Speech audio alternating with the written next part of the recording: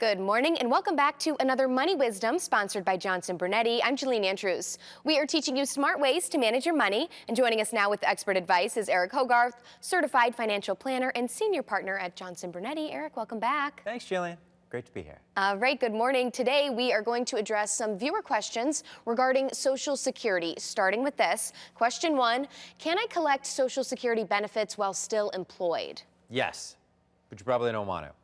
And it all comes into what is your plan and what position are you in for retirement. In short, do you have enough money?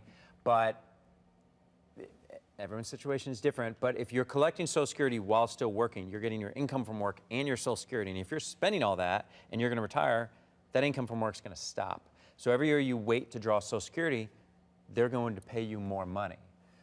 Sometimes that makes sense and sometimes it doesn't. But it usually does not make sense to draw your Social Security while you're still working. All right, question number 2, is my Social Security income subject to taxes? Probably. The nice way of putting it is at least 15% of it's going to be tax-free, because at the highest threshold, and most people watching are going to be in this threshold, 85% of it is taxed as ordinary income. So that's another consideration with when to draw Social Security, particularly if you're going to draw it early and still working, is you're going to pay the max tax rate on it, and you might even be giving some of it back in a form of a penalty. So waiting could be a better situation to avoid taxes. If you're still working, yeah. All right, last question.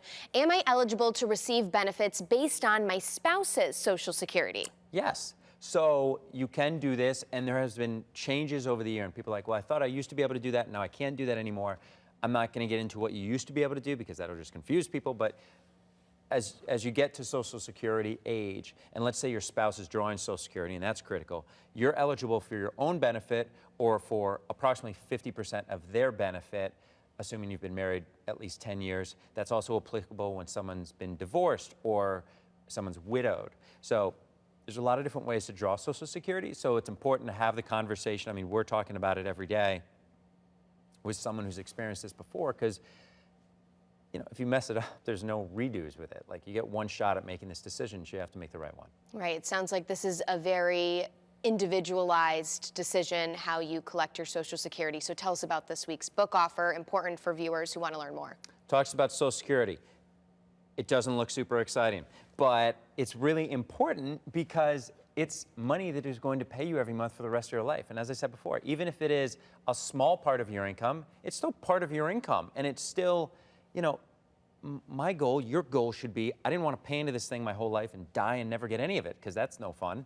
So go to moneywisdomtv.com. It's absolutely free. Even if you're 50 years old, don't be cynical and be like, well, it's not going to be there for me, because something will in some form, most likely. So moneywisdomtv.com. Learn about Social Security. You can help people out and get a better understanding of, am I being realistic in regards to what I'm going to get?